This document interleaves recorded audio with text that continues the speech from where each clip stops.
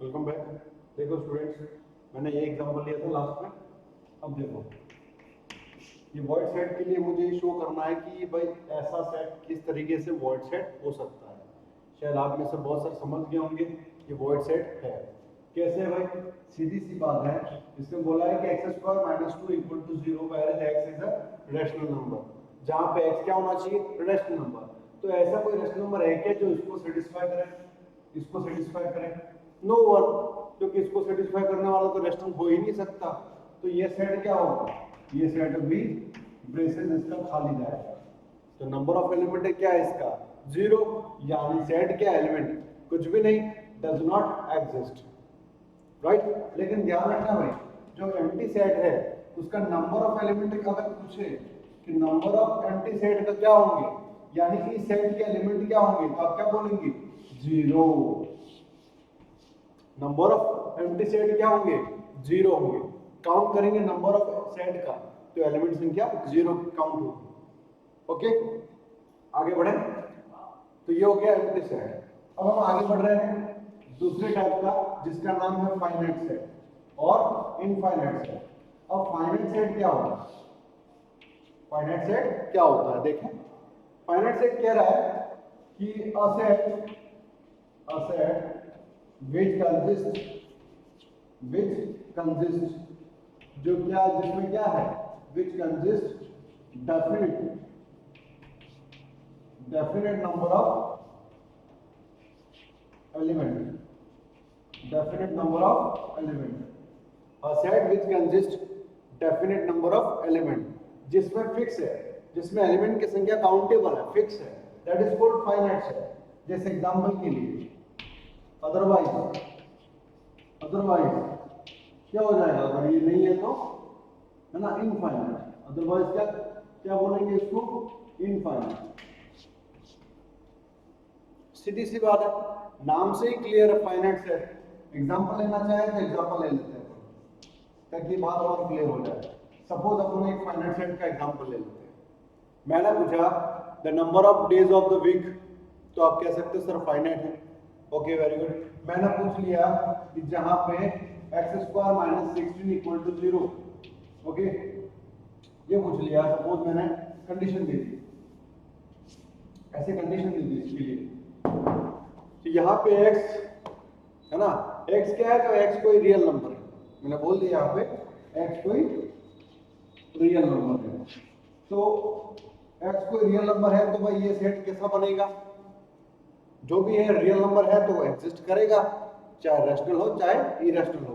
But आने वाले जो भी एलिमेंट होंगे होंगे तो डेफिनेट ना, तो इसलिए इसको क्या बोलेंगे, फाइनाइट फाइनाइट सेट। यानी सेट को रॉस्टर फॉर्म में लिखेंगे। अगर आप, ये तो सेट बिल्डर में आ गया सपोज, ठीक है, और इसी को आप रॉस्टर में लिखोगे तो क्या हो जाएगा, -4 एंड +4, -4 स्क्वायर एंड +4 स्क्वायर। वैसे यहाँ कोई दिक्कत नहीं है, चाहे आप रियल नहीं दो तो भी, बट बात वही है कि ये फाइनाइट है या नहीं है। तो सीधी सी बात है, डेफिनेट नंबर है तो फाइनाइट होना ही है। ओके, और आगे एग्जांपल ले लेते हैं छोटे छोटे जो भी हमारे पास है, बुक्स में भी है, शायद आप उसको देख के भी समझ सकते हो क्लियरली, है ना, बेटर अंडरस्टैंड फॉर। और इसको ले लेते हैं, सपोज मैंने ले लिया लेट, यहाँ पे कोई सेट बी ले लिया मैंने, जहाँ पे एक्स जो है वो कोई नेचुरल नंबर है। ओके, नेचुरल नंबर से बिलोंग करता है। Okay, but x is what, actually natural prime number है, वही है प्राइम नंबर। तो आप क्या कह सकते हैं, ये सेट कैसा होगा, अगर x अपना कोई प्राइम नंबर होता, ये नेचुरल भी हटा दो, वैसे नेचुरली है वो, तो x कोई प्राइम नंबर होता, ठीक है, तो क्या प्राइम नंबर का जो सेट है वो कैसा सेट है, फाइनाइट है या इनफाइनाइट है? प्राइम नंबर का जो सेट बनेगा, वो कलेक्शन जो होगा वो फाइनाइट होगा या इनफाइनाइट होगा? सीधी सी बात है, इनफाइनाइट ही होगा, है ना, इनफाइनाइट ही होगा ये तो, क्योंकि यहाँ पे जो एलिमेंट होंगे वो क्या होंगे, काउंटलेस होंगे, डेफिनेट नहीं इनडेफिनेट नंबर होंगे, बहुत सारे नंबर होंगे, तो वो नंबर्स इनफाइनाइट कहलाते हैं, इसीलिए सेट को इनफाइनाइट कहते हैं। अब आप कहोगे सर सेट को लिखना कोई बड़ी बात नहीं है, सॉरी फाइनाइट सेट को रोस्टर में प्रेजेंट करना कोई बड़ी बात नहीं है, बट इनफाइनाइट सेट को आप रोस्टर में कैसे प्रेजेंट करोगे, तो ये क्वेश्चन बनता है। ओके, अब ये एक्चुअल तरीका नहीं होता है, इसको अब सेट बिल्डर में लिखना कोई बड़ी बात नहीं है, राइट। बट प्राइम की बात की गई है इसमें, तो प्राइम को हम शुरुआत तो दे सकते हैं, रोस्टर में इसके कुछ एलिमेंट तो लिख सकते हैं, जैसे 2 3 5 7। अब आगे कहां तक ले जाए, कब तक लिखेंगे, तो क्या करेंगे, writing after the writing the few element we have to represent that continuously prime number by, okay, as structure of the dots, structure of the set we can represent by the dots, यानी dots लगा करके हम सभी element को represent करते हैं यहाँ पे। और ये इनफाइनाइट सेट का स्ट्रक्चर होता है हमेशा और हमेशा, यानी जितने भी एलिमेंट है फ्यू एलिमेंट्स लिखने के बाद आप डॉट्स लगा करके इनफाइनाइट सेट को रिप्रेजेंट कर सकते हैं। यही इसका तरीका होता है, क्योंकि रोस्टर में लिखना है ना, इस फॉर्म को बड़ा मुश्किल है, रोस्टर में लिखा नहीं जा सकता, we can not write in the roster form, we have to write with the dots which is as a structure of the infinite, है ना, सिंपल। उसके एग्जांपल भी आपके रीडर में है, अब बड़े आसानी से इसको समझ सकते हो। ओके, बट एक क्वेश्चन इसमें आ रहा है मेरे दिमाग में, क्या क्वेश्चन है, इनफाइनाइट का कोई इश्यू नहीं रहेगा आपके दिमाग में, आप इसके एग्जाम्पल जरूर देखेंगे तो और समझ में आ जाएंगे, है ना। एक क्वेश्चन और मैं लिख ही देता हूँ साथ में, फिर मैं आपको क्वेश्चन पूछ लेता हूँ। एक तो एग्जाम्पल और ले लेता हूँ, सपोज मैंने एग्जाम्पल लिख लिया, मैंने ले लिया कि x, जहां पे x is a points, x कोई पॉइंट है on the line, on the line, x कोई पॉइंट है जो कि लाइन पे लाइन कर रहा है, यानी लाइन पे आने वाले जितने पॉइंट्स है उन पॉइंट्स को रिप्रेजेंट कर रहा है एक्स, अपने आप को बता रहा है। अब आप कहोगे वो कितने पॉइंट्स है, कौन कौन है, तो वो एक्स तो कोई भी हो सकता है, क्योंकि एक लाइन में तो बहुत सारे पॉइंट होते हैं, तो इस वजह से ये ग्राफिकली आप प्रेजेंट करो कि नहीं करो, लेकिन रोस्टर में लिखने जाओगे तो है ना, हम इसको इनडेफिनेट कॉल कर देंगे, क्योंकि ये भी जो है, सॉरी इनडेफिनेट का मतलब इनफाइनाइट, इसको भी हम इनफाइनाइट सेट बोल सकते हैं, क्योंकि ये भी तो इनफाइनाइट ही तो होगा, काउंटलेस जो कि बहुत ज्यादा है, तो इस तरीके से ये फाइनाइट और ये इनफाइनाइट हो जाता है। बड़ा सिंपल था, इसके एग्जांपल अंदर गिवन है, आप देख सकते हो। अब छोटा सा डाउट मेरा यही है, इसके बाद मैं कॉल ले लेता हूँ लास्ट, यानी आज के लिए इक्वल सेट, ओके। लेकिन इसके उस इक्वल सेट से भी पहले मैं छोटी सी बात कर देता हूँ, ये बड़ा सिंपल है सेट्स, इसमें कोई इशू वाली बात नहीं है कि इसमें बड़ा मुश्किल है, कॉम्प्लिकेट है, कोई दिक्कत नहीं है। इजीली आप, जैसे मैंने आपको समझाया, इन कंसेप्ट को समझने के साथ आप जब रीडर में ओके उठाओगे उस मैटर को, थोड़ा सा भी रीड आउट करोगे एग्जाम्पल के साथ, बड़े आसानी से यहाँ घुस जाएंगे, ठीक है, बड़े आसानी से ये आप समझ जाओगे।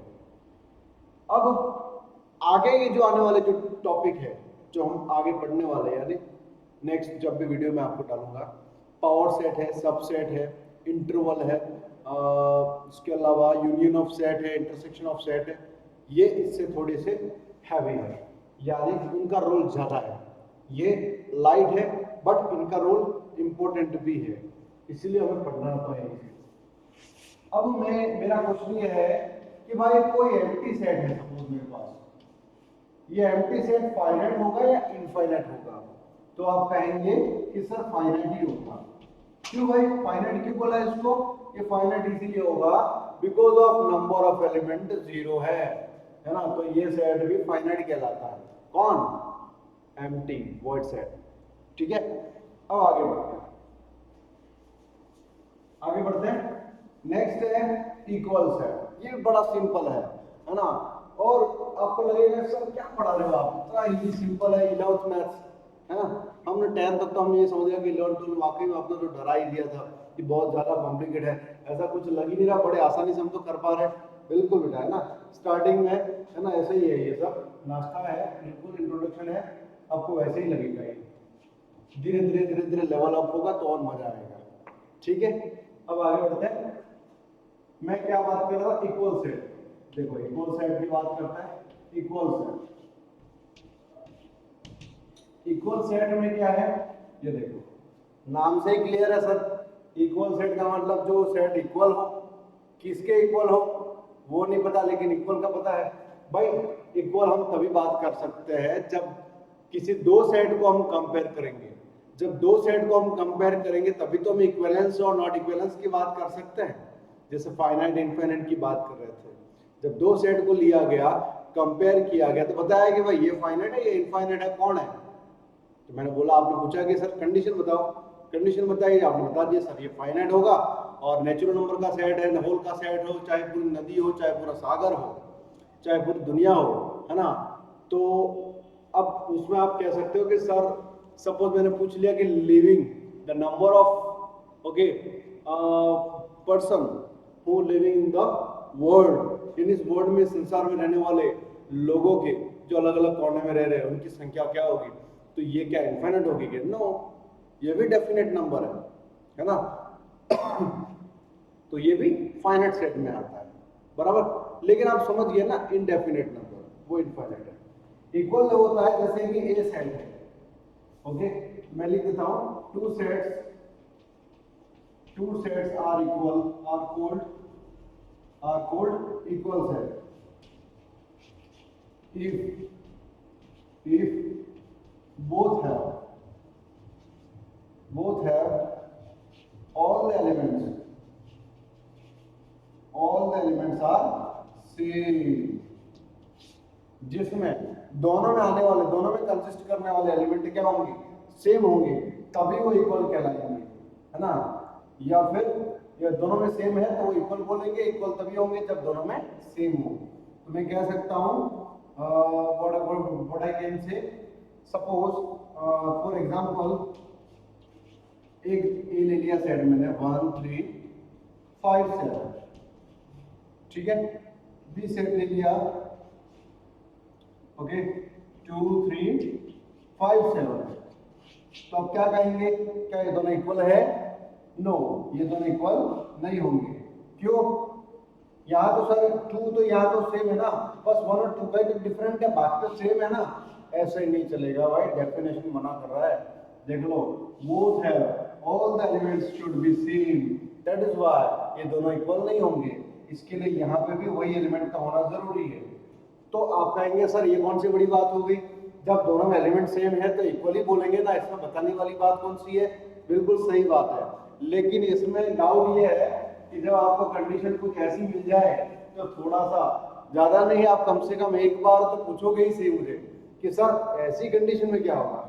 जैसे कि ए सेट ले लिया मैंने 2 3 4, ठीक है, ये एवरीथिंग, ये सभी बातें आपके रिटर्न में है, लेकिन बताना तो पड़ेगा ही। देखो तो 2 3 3 4 4 2, व्हाट कैन आई से? अब बताओ क्या होगा? सेट ए में 2 3 4 है, सेट बी में है तो 2 3 4, और इसमें ज्यादा है ना, रिपीटेड है। तो देखो सेट में मैंने आपको पहले बोल दिया था जब हमने स्टार्टिंग बात की थी, अगर हम स्कूल की डेफिनेशन को, लेटर्स को हम सेट में प्रेजेंट करते हैं तो किसी भी लेटर को हम, है ना, उसको डिस्टिंक्ट टाइम यानी उसको वन टाइम में उसको लिखा जाता है, रिपीटेड नहीं, ओके। बट सपोज रिपीटेड लिखा भी गया है, आपको कंफ्यूज करने के लिए दो सेट दिए गए हैं, so we have to count in only one time, distinct time, okay, so we can consider 2 3 and 4 only, which is compared to that both having same element, okay, चाहे वो रिपीटेड हो तब भी उससे कोई फर्क नहीं पड़ता है। in this case they will be called as what, equal, इसको हम इक्वल बोल सकते हैं, कोई दिक्कत नहीं होगी। तो ये होंगे इक्वल सेट। इक्वल सेट तभी होंगे जब दोनों में एलिमेंट सेम होंगे। तो इस बेस पे हमारे जो 1.2 एक्सरसाइज है, शायद आगे 1.2 ही है, उसके क्वेश्चन आप बड़े आराम से कर लोगे और ये आपका होमवर्क है, ओके। इसको ध्यान से पॉज करके दोबारा देख लो, फिर समझ में आएगा, मजा आएगा, बड़ा सिंपल है। आगे आने वाले टॉपिक में हम मिलेंगे, ओके, थैंक यू।